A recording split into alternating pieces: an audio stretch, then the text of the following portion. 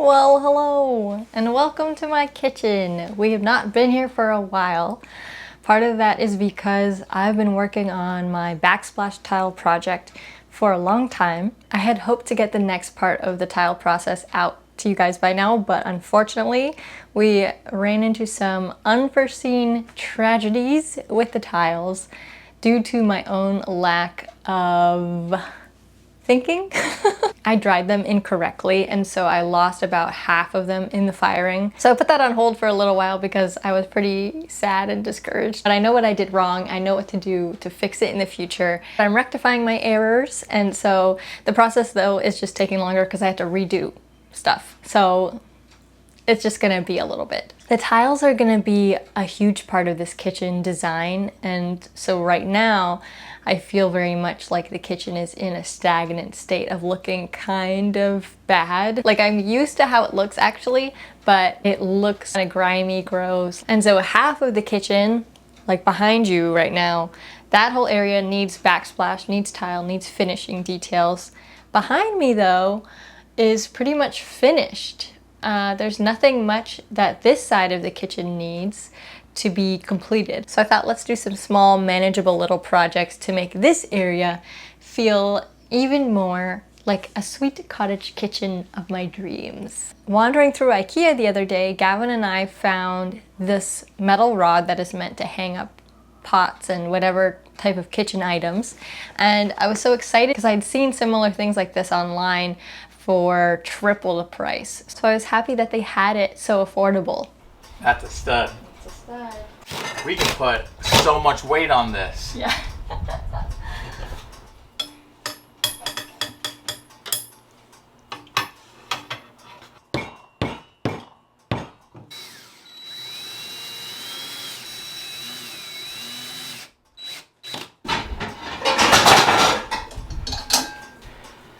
Bam.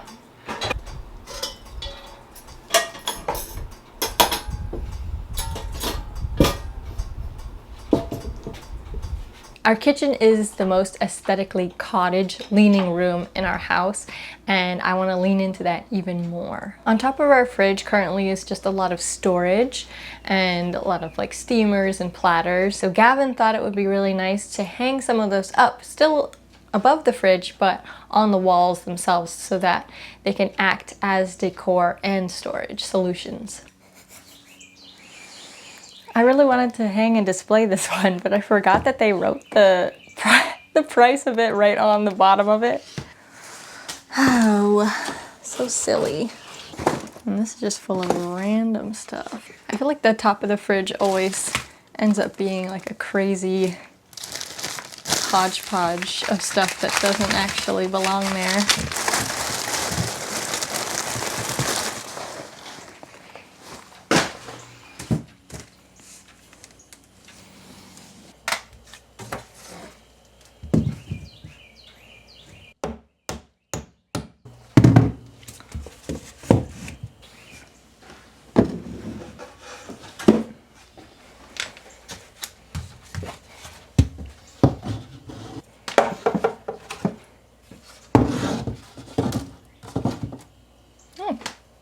There was already a nail up there. Nice. Where should it go? Probably near the back. Let's do this. Yeah. Yes.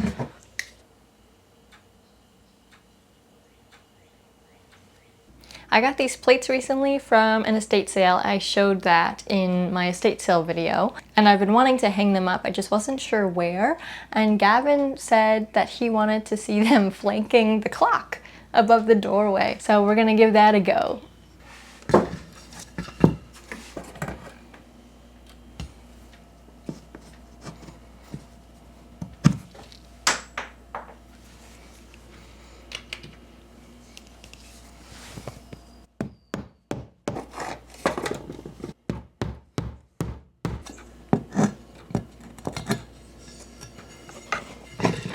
As I'm looking at it, I can already tell that, like, it's definitely cool and it is, like, it's beautiful and it's fun, but the wallpaper is already very patterned, very busy, already has like flowers and foliage. So to then put a plate over it that has more flowers and foliage, I feel like it's kind of redundant, and I don't love the color scheme on the color scheme of the wallpaper.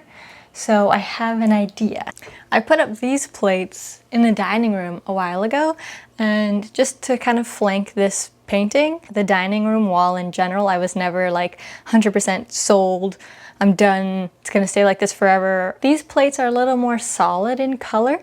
I think that I'll put them up in the kitchen instead, and then put those patterned plates with the flowers here. I'm gonna switch them out. This nail I definitely have to move up, but I'll come back for that.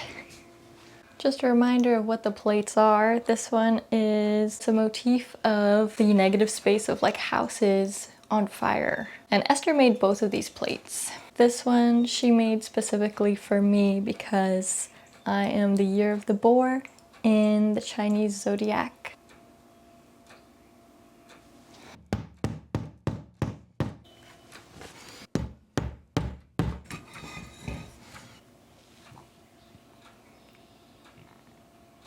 Now to me, this side really wants something hanging. I know negative space is cool.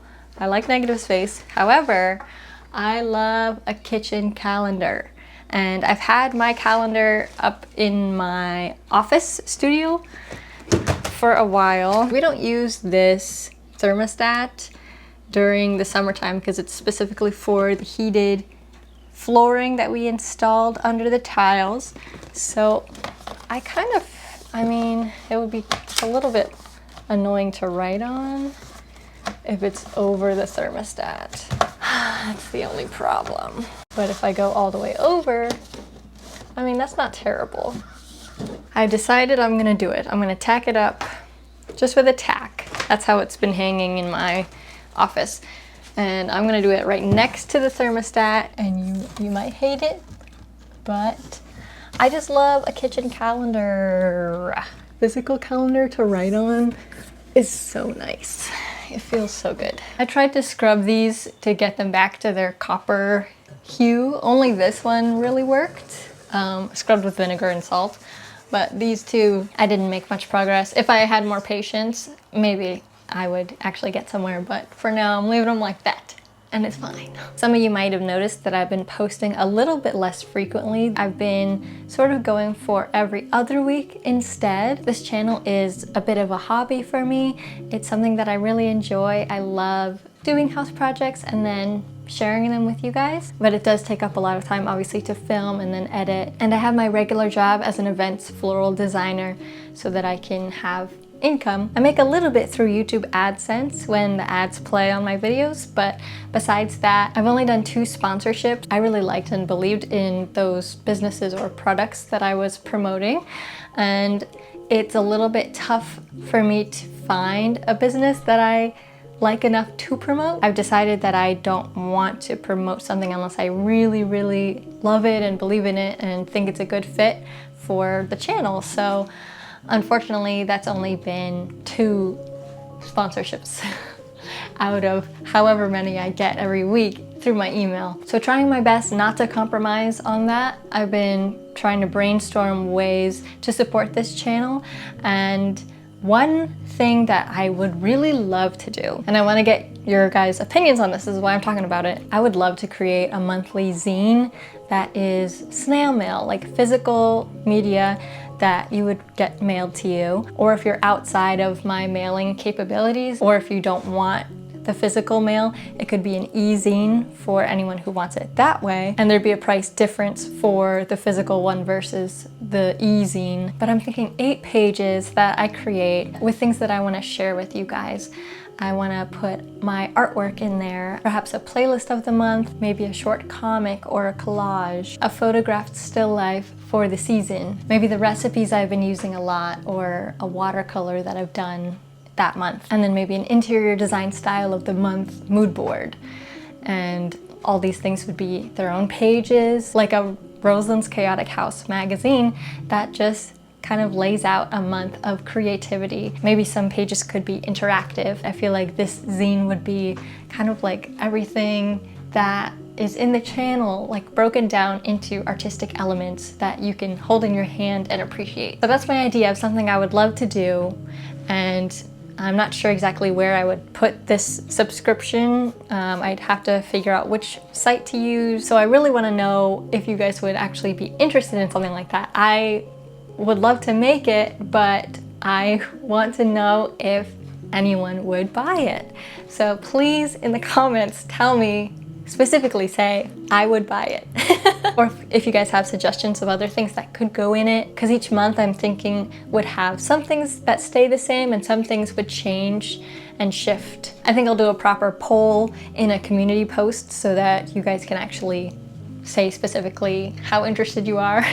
I would just love to move in this direction of creating something physical that can be purchased. I know some of you guys have asked for prints.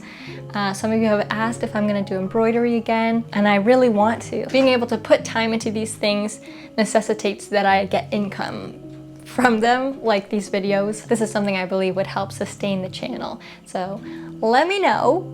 As always, thank you guys so much for watching. I appreciate you, and I'll see you in the next one. Bye.